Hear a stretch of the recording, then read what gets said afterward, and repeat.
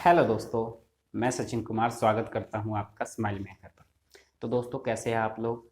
उम्मीद करता हूं अच्छे होंगे और अपनी तैयारी अच्छे से कर रहे होंगे। दोस्तों, ये आज का कॉन्सेप्ट नंबर सेकंड है हमारा, जिसमें हम पढ़ेंगे प्रतिशत वृद्धि पर आधारित प्रश्न। प्रतिशत वृद्धि पर आधारित का मतलब है यानी कि कोई चीज़ 20% अधिक है तो क्या होगा, यानी कि हम उसमें ऐड कर देंगे। हम टोटल चीज़ कितना लेंगे? 100% लेंगे। अगर किसी ने कहा किसी व्यक्ति की आय 20% अधिक है किसी व्यक्ति के कंपेरिजन, इसमें क्या करेगा? मतलब तुलना करेगा किसी व्यक्ति से, ठीक है, या किसी व्यक्ति से या वस्तु से, किसी भी चीज़ से तुलना करेगा। हम क्या करेंगे? हम वो चीज़ बढ़ा देंगे। और फिर क्या पूछेगा? या तो कमी पूछेगा, या जो भी हमसे क्वेश्चन में पूछने की कोशिश करेगा वो हमको निकालना पड़ेगा। हम यूज़ किसका करेंगे? जितनी प्रतिशत बढ़ाएगा या जितने प्रतिशत घटाएगा। हमें ओवरऑल क्या कॉन्सेप्ट निकालना है? बस प्रतिशत देखना है, फिर उसका फ्रैक्शन यूज करना है, बस। हमें और कुछ नहीं करना। देखते हैं हम किस प्रकार से इस क्वेश्चन के माध्यम से जानेंगे कि हम किस प्रकार से क्वेश्चन की क्या अप्रोच लगाकर क्वेश्चन को सोल्व करना सीखेंगे। ठीक है, तो देखते हैं दोस्तों इस क्वेश्चन को। देखो, शुभम की आय सुमित की आय से 20% अधिक है। किसकी आय अधिक है? शुभम। कितना क्लियर है? ज्ञात कीजिए कि सुमित की आय शुभम की आय से कितना प्रतिशत कम है। यह हमें ज्ञात करना है। ठीक है, तो देखते हैं। सबसे पहले हमें क्या मालूम है? हमें एक सबसे पहले क्वेश्चन में दिया गया है 20% क्या है? अधिक। 20% की फ्रैक्शन क्या होती है? 1/5। क्लियर है यहाँ तक?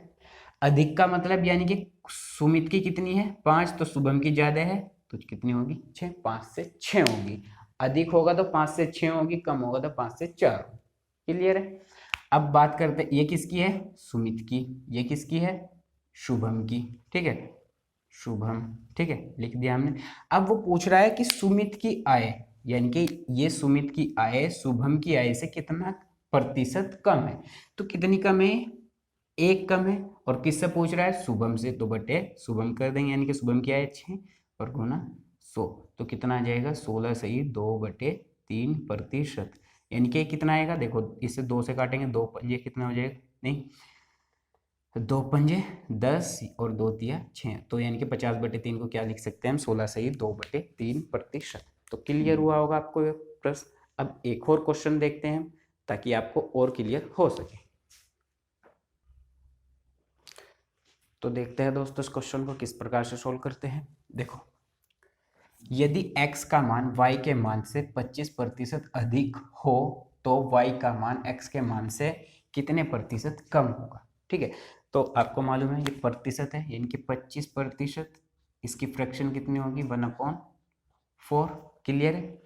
तो अब क्या होगी? कोई चीज अधिक हो रही है ना, तो अधिक का मतलब यानी कि 4 से 5 होगी। और क्या कह रहा है सवाल में? x का मान y के मान से 25% अधिक है, यानी कि y क्या है? ये छोटे वाला है और ये x बड़े वाला है। क्लियर है इतना? तो अब मैं पूछ रहा है y का मान x के मान से कितने प्रतिशत कम है। पहले तो कम पता होना चाहिए। y का मान कम है x के मान से। कितना कम है? 1 कम है। और वो पूछ रहा है किससे? x के। x कितना? 5 और क्या प्रतिशत? तो यानी कि 100। और आपको मालूम है 1/5 की फ्रैक्शन कितनी होती है, यानी कि प्रतिशत में वैल्यू 20%। Right answer.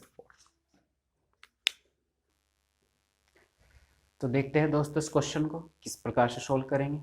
ठीक है, देखो, सी की आय बी की आय से 20% अधिक है और बी की आय ए की आय से 25% अधिक है। सी की आय ए की आय से कितने प्रतिशत अधिक है, यह हमें सवाल में बताना है। ठीक है, तो क्या ट्रिक अपना दे या क्या अप्रोच लगाते हैं? देखो, इस क्वेश्चन को सोल्व करने में सबसे पहले हमें मालूम है हमारे पास क्या क्या चीज़ है।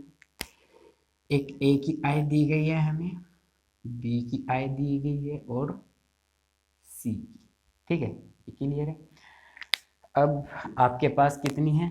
बी 20%। 20% की फ्रैक्शन कितनी होती है? 1/5 लिखा हमने, 1/5। और भाई हमारे पास है 25%। 25% की फ्रैक्शन कितनी है? 1/4। क्लियर है?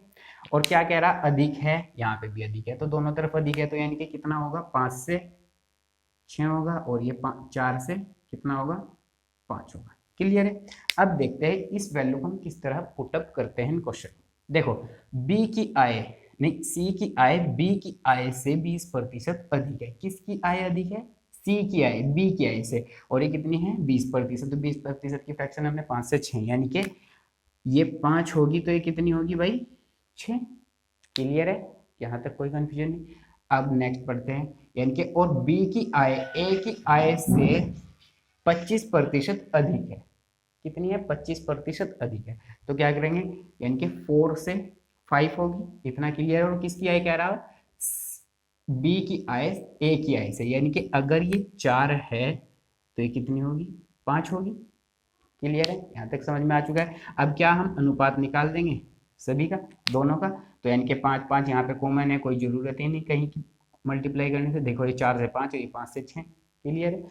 अब पूछ रहा है यानी कि सी की आय ए की आय से कितने प्रतिशत अधिक है। तो सी की आय कितनी प्रतिशत अधिक, हमने पहले मालूम होना चाहिए कितना अधिक है, 2। क्लियर है। अब पूछ रहा है किस पे, ए की आय। तो ए की आय 4 है, और गुना 100 कर देंगे तो कितना आ जाएगा 50%। क्योंकि आपको मालूम है कितना कटेगा 25, और 25 दूनी 50, और यही 50% इज करेक्ट आंसर।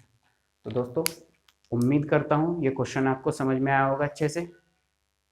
अगर ये आपको सवाल समझ में आया तो आप वीडियो में कमेंट के माध्यम से हमें बता सकते हैं कि आपको क्लियर हुआ या नहीं।